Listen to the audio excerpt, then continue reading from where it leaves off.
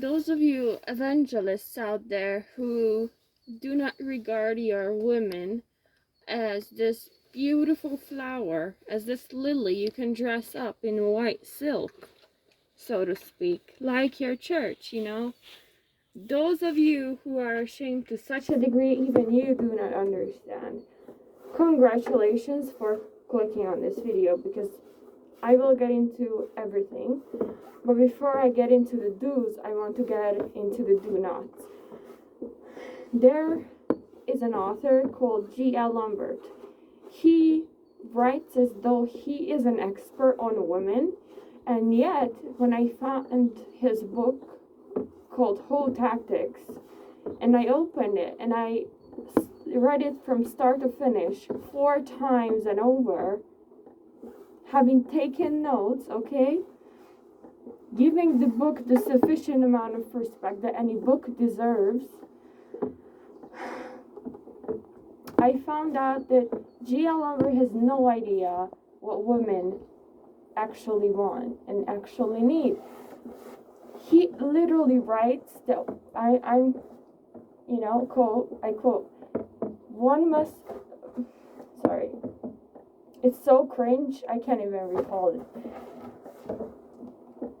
One orgasm a day keeps thirst away.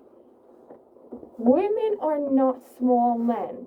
Men may masturbate and, let go of the desire in their bodies. But what I found out about women, because I am a woman, is that after a woman enters her first sexual relationship, her entire biology starts reacting to every interaction, or the lack thereof, to that man that she spends time with. Which means if she masturbates in a relationship so as to keep thirst away, or if she masturbates after, she is sexually active and neglects her thirst for other people of the opposite gender, she will literally just make matters worse. And when I say worse, I mean she will become more thirsty, not less, because men are biologically created to be chasers, to be hunters. I understand that the law of attraction is very powerful, and in a world of mental fortitude, right, cognitive security that we are creating right now, men are also encouraged to attract instead of chase. But when it comes to male-female relationships, this is a little bit different, because women's bodies still function and operate based on ancient methods, which is men, because they are hunters, they function based on dopamine. Dopamine is a motivational hormone. A man, nevertheless, can also be uninspired and remain in his bed all day, but when a woman does the same, she is not automatically functioning out of alignment. Because women function based on serotonin, which is not dopamine. It's not such a go-getter type of hormone.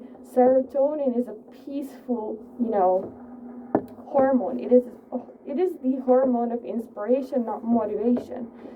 So while men depend on testosterone and motivation more than women, women depend on inspiration and tranquility and peace and masculine containment more than men, obviously. So women are not chasers, they look for security. Now, before either gender enters an intimate relationship, and they just learn everything from their environments, what they learn is what they will automatically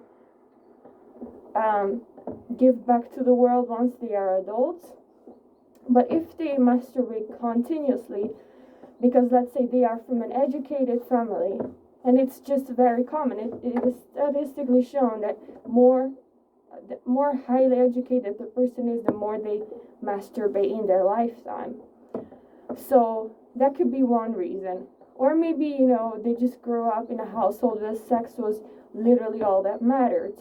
At least to the wife, at least to the woman, who grew up in patriarchy herself and didn't really have a job to make a secure foundation for her own life.